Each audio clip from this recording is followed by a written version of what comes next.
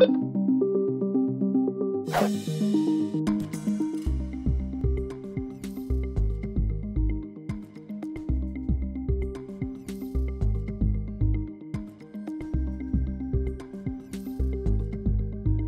now, from the CFTK TV studios, this is Open Connection with your host, Robert Pictou.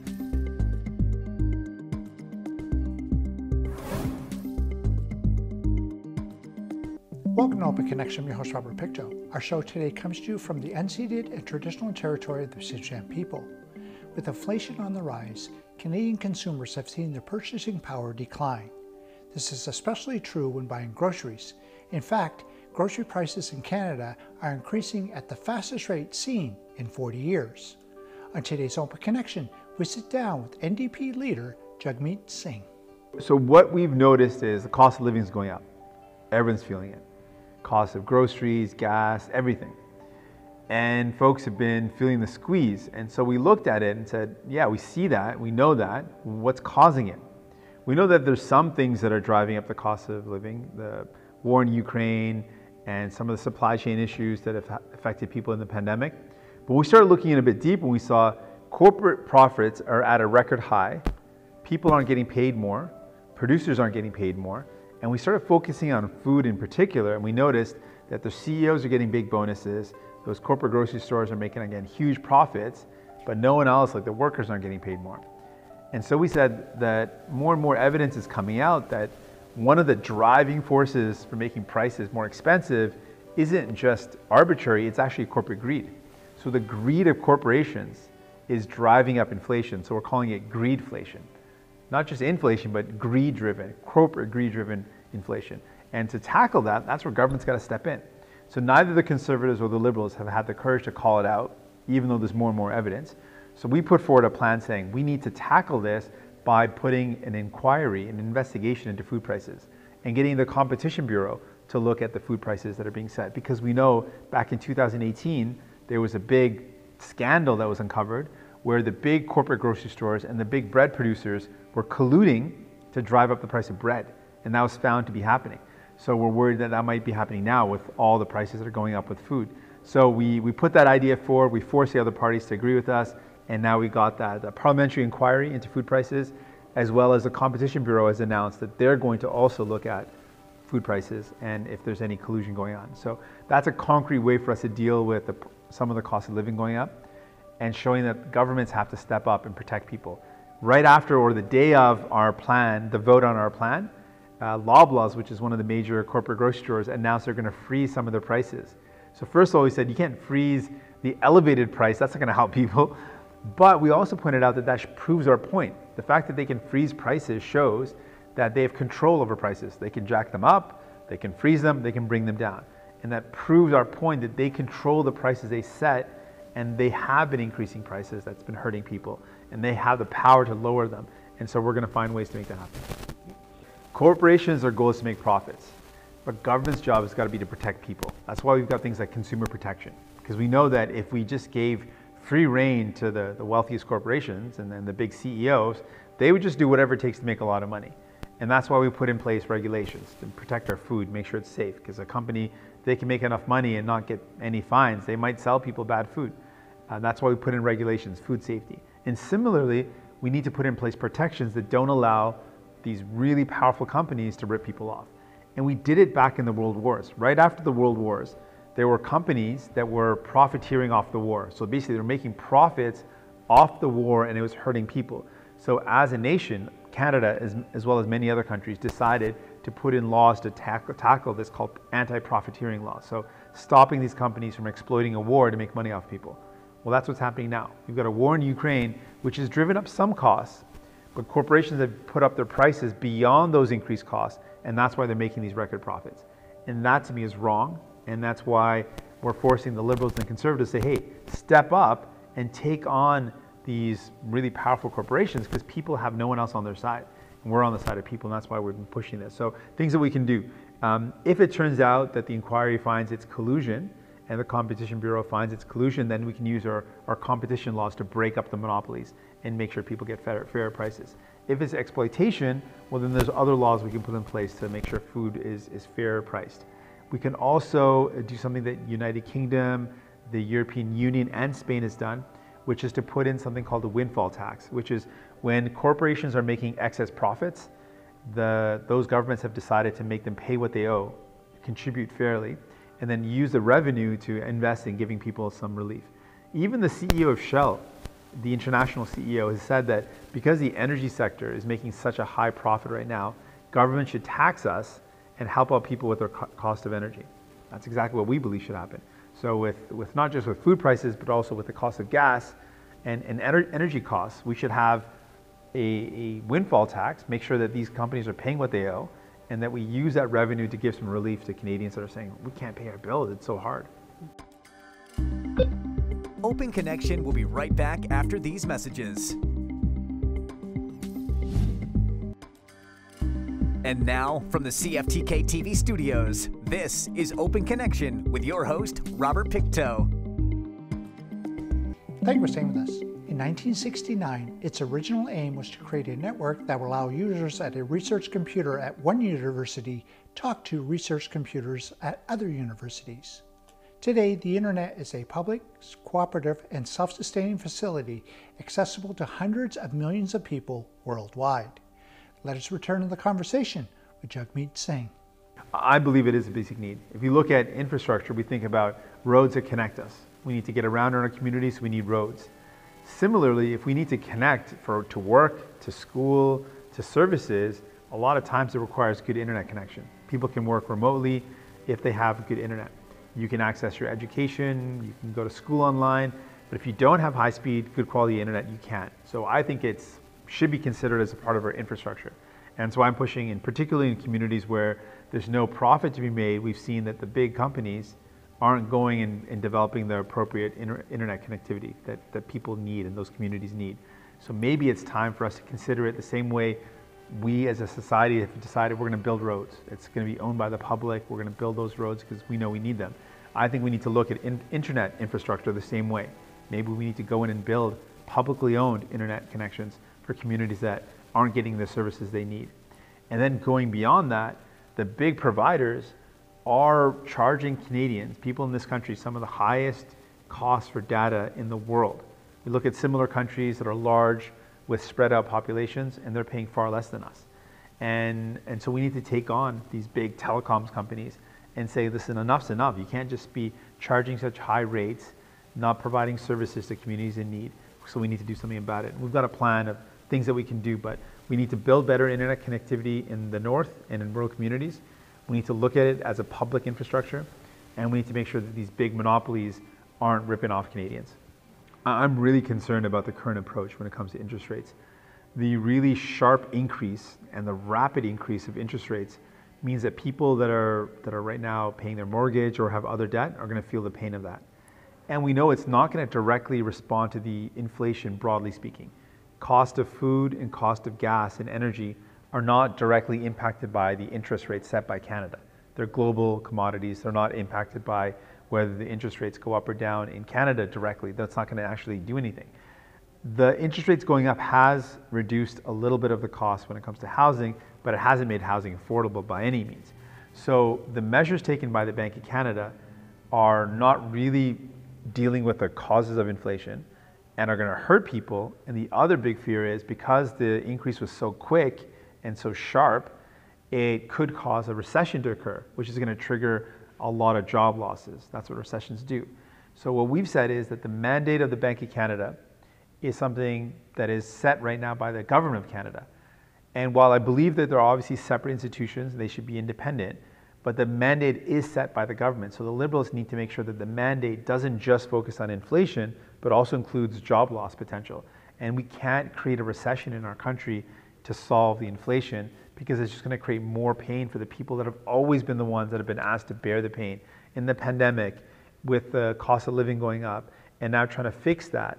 All of those crises have meant that workers have borne the brunt of it on their shoulders. Like everyday families have, ordinary families have felt that pain. Why can't we say, instead of putting the burden on people, we say, why don't the wealthiest corporations start paying what they owe? Why don't those wealthy CEOs pay what they owe? And then we put some relief and some respect and dignity back in the pockets of Canadians. So that's what we're proposing, and that's what we've been fighting for. Under 2 years ago, the Liberals and the Conservatives teamed up to vote against our dental care plan. And now, just under 2 years later, we are getting dental care for kids under 12. So this is something we forced the government to do, and we forced them to do it and put it in writing in an agreement. And now we're seeing the first phase of it, which is kids under 12. So what's going to happen starting in basically a couple more weeks, by the end of this year, children under 12, the bill was just passed yesterday, children under 12 in our country that don't have coverage are going to get checks in the mail. Those families are going to get checks in the mail so they can take care of their dental care needs. And then by next year, the next phase of the plan that we negotiated, we fought and forced the government to deliver, is going to be children 18 and under, seniors, and people living with disabilities all are going to get covered. And then the final phase will be every Canadian that doesn't have coverage now will get their dental care needs met. It's going to be about 9 million Canadians who are going to be able to access this program. And it's also going to top up families that have some coverage but not enough. It's going to give them additional top-ups as well. So this is the first expansion of our healthcare system in a generation, and it's something that we fought and made happen. We were at the table negotiating and fighting, and then we finally forced the government to do it. So we're really proud of this. The first phase is going along as scheduled. We're really going to pay attention to the second phase. So that has to be delivered by the end of next year. So we know Canadians want to be able to get their teeth looked after. We know that people can see visually the class distinction. If you've got access to dental care, you can see it in your teeth. And if you haven't been able to look after your teeth, you can see it in your smile. It's right there. And we think it's a really important thing for people to be able to have this support. The legislative framework for pharmacare is in what we forced the government to do. And it's also important to note, 3 years ago, we put forward legislation and the Liberals voted against it at that time with the Conservatives to bring in pharmacare. And now, just 3 years later, we've now forced the government to do it by the end of next year. So we're going to be paying close attention to make sure that legislation is tabled. We fought for this, we made this happen. The Liberals were against it, they voted against it, and now we've achieved it. So by next year, there should be the framework, the legislative framework, which will help us get started. The year afterwards will be the formulary, which is what medication will be covered, and then the bulk purchasing plan. So it's all the steps needed to then start getting provinces to sign up. So we're moving forward with pharmacare as well. We're really excited about it. Open Connection will be right back after these messages. And now, from the CFTK TV studios, this is Open Connection with your host, Robert Pictou. Welcome back to Open Connection. Welcome back to Open Connection. The concept of 7 generations shared among many Indigenous peoples suggests that what we do now will affect the lives of today's children, their children, and several more generations. It is also the framework to understand the complex relationship and accountabilities associated with living respectfully with the past, present, and future. Let us return to the conversation with Jagmeet Singh. I've always cared about people and making sure we build a better place for our next generation. Now having a little kiddo of my own, having my daughter, and I look at her, I really think about what type of world I can leave behind for her. And it's really powerful to have someone in your life that you know is going to outlive you. And it's a beautiful thing, but it also reminds you that you've got this big responsibility to do something in your life so that the next generation is better off. The Liberal government under Justin Trudeau has not done what's necessary. We've got the Truth and Reconciliation, clear pathways laid out with their calls to action. And then we've got the Murdered and Missing Indigenous Women and Girls calls for justice. Both of those commissions have laid out clear steps that need to be taken. And this Liberal government has failed to implement them. And it is 7 years of being in power, having the power to make these changes happen, and they fail to do it. So it's a failure, but I still firmly believe that we can actually move forward with reconciliation if we make it a priority. And so far, that is not what this Liberal government's done. Well, I mean, drinking water, there's no question that there's no excuse in a country as rich as ours, in the current modern technology that we have, that every community, every Indigenous community in our country doesn't have clean drinking water. That has to be dealt with. Housing on reserve in Indigenous communities is something we need to build rapidly and invest in massively, and we can do that. We would put in place those recommendations, because those calls to action, the calls for justice, are really a pathway, a clear pathway. Follow these steps, and it would actually show proof that Canada is walking the path of reconciliation. And I believe firmly in my heart that Canadians want to do that. because we saw the solidarity that people started showing after the discovery of the unmarked graves of kids. It finally started hitting people when they realized that these are kids that went to a place that was so-called a school, residential schools, and kids were killed, kids died there, kids were mistreated there. And finding the unmarked graves really made it clear finally to people. Some of the Indigenous communities already knew about, but for folks, the non-Indigenous people, they saw that and were like, you know what? This is horrible that Canada did this. We need to do something about it. And I feel like there is a desire amongst Canadians, a desire amongst people in this country to say, let's do our part to respect the first people of this land. The first people of this land deserve justice.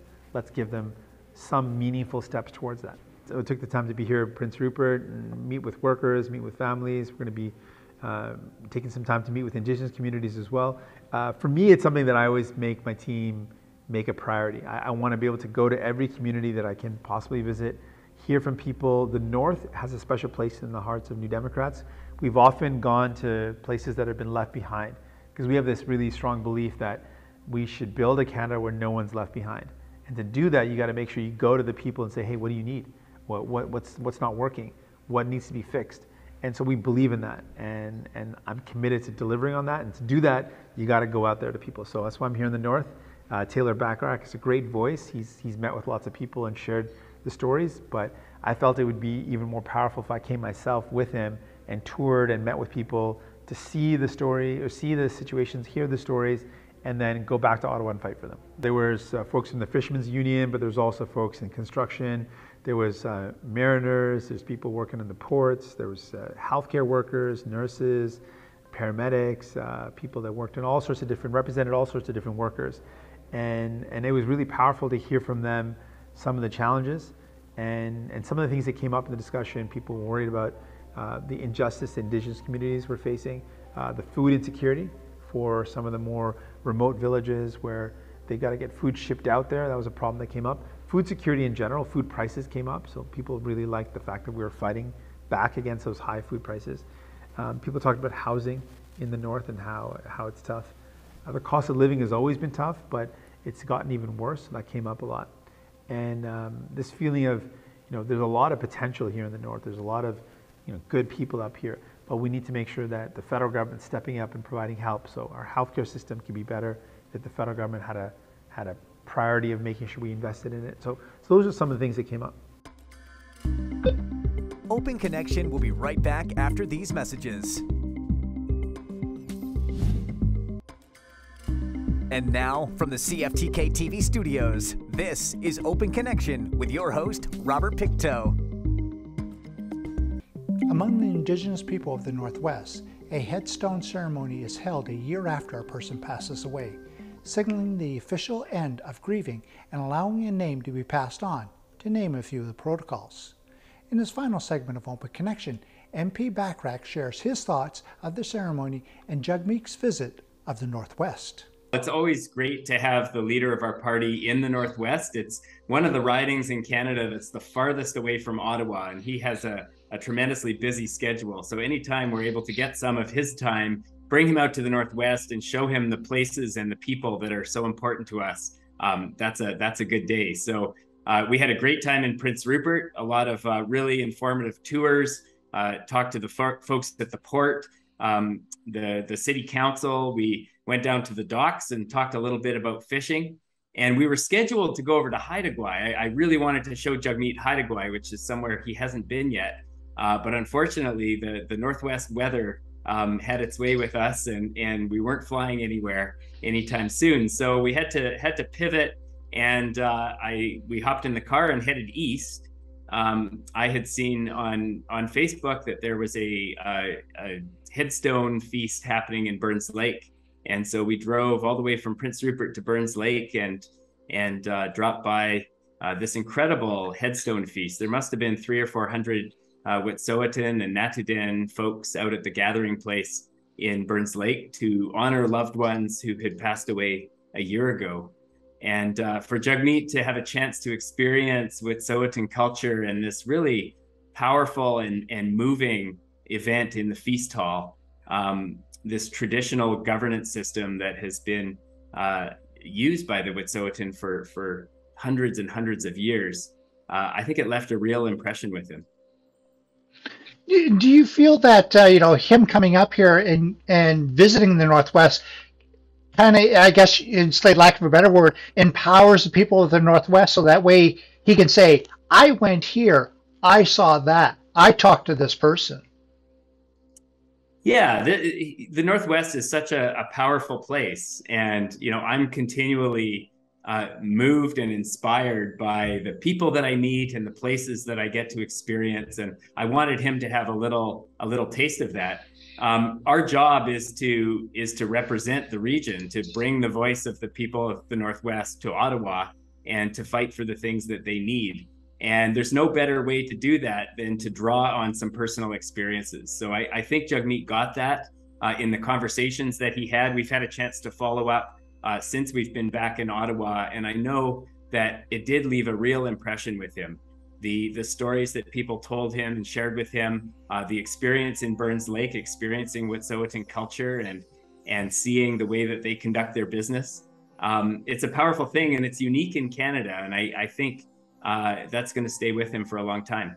You had him, I guess you say, exclusively. I mean, he is captured, lack of a better word, beside you in the car. So were you able to share with him and also make some pitches for the Northwest where you think he has a better understanding? There are a lot of issues in the Northwest that are really important and have some complexity to them. And when you read about them in the newspaper, you might not get that nuance or that complexity of the different perspectives. So having 6 hours in the car together gave us a lot of opportunity to talk about those issues, but also to stop along the way and to see places that are really important in our region. Of course, on a beautiful sunny day, driving up the Skeena River from Prince Rupert, it's a next level experience. And when it's socked in and it's pouring rain and you're trying to stay out of the giant lakes on the road, it's a different one. We held a roundtable with different union leaders and people from the labor movement in the Prince Rupert area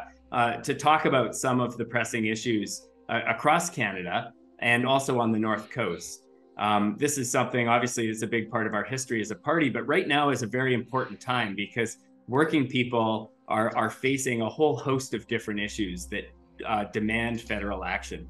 So recently we're pushing legislation, and we've actually tabled legislation in Parliament around the use of replacement workers.